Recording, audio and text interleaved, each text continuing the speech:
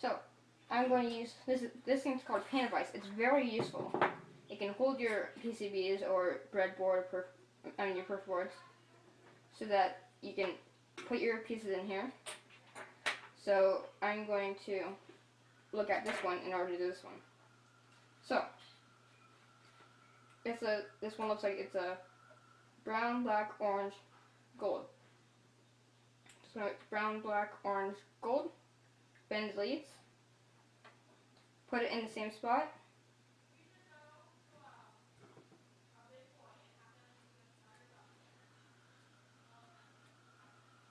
Turn it upside down. Bend the leads slightly. Put it in pan device. I believe I'm turning it the wrong direction.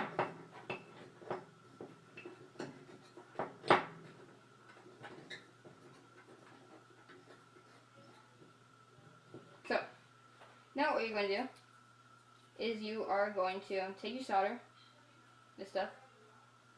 This is the lead solder, this is lead free, and it all depends on what your favorites are. I prefer lead free with very thin gauge soldering iron. You're going to take your soldering iron, put it on a little silver, gold, or whatever color pad you have that's metal. And you're going to wait a couple seconds until the pad heats up. You're going to take your solder over, put it on the pad. You might need to put it on the soldering iron just to get a little blob on there to get the heat dispersed a little bit more. And then you just, like that, apply solder onto the joint. Wait a couple seconds. There you go. That's how you solder one joint. Then, before you put your soldering iron back into your holster, you normally want to clean it off.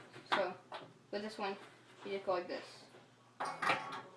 If you have a sponge, you normally want to dampen it, and then you just rub it around. So then you have this lead. And to check if it's a good solder joint, turn it upside down, and you should have a little pad on the other side too. Pad, glob, glob, glob, glob. So, flip it over, back over, and we want to do the other side of the joint. Put your soldering iron right on the joint. Wait a couple seconds, 1, 2, 3, 4. And apply solder to the pad, not your soldering iron, but the pad. And you don't have to be cautious amount, you just don't want to have too little. Because if you don't have enough, and the pad isn't covered completely, that's a bad soldering connection. You want to have a little teepee shape. And what you're going to do is you're going to take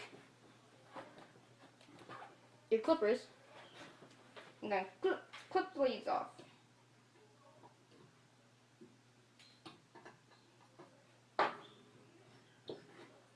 And that's how you solder. So for an example, I'm going to show you a bad soldering joint. Let me just clip these leads off. You can see it's connected to another pad.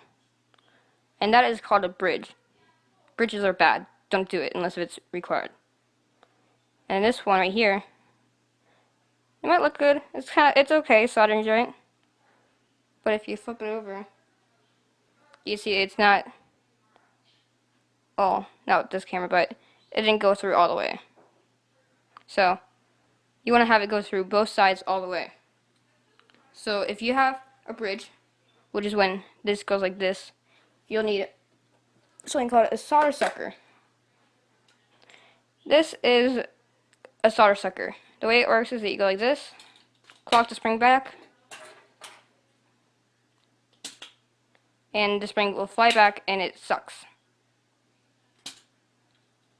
So to use the solder sucker, you're going to cock it back,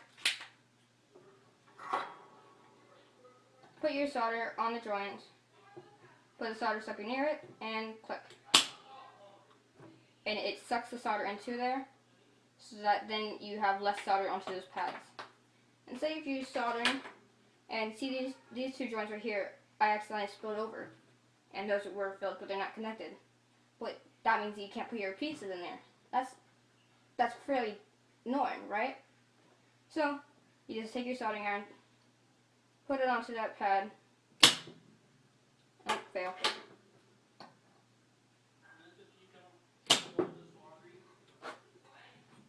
And I just cleaned that pad. So there's no more solder on that pad. But I still have that other one, so I'm going to go.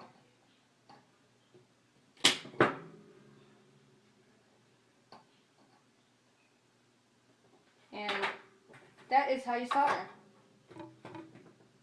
Hope you learned how to do it, and I hope you make a whole bunch of cool stuff with this.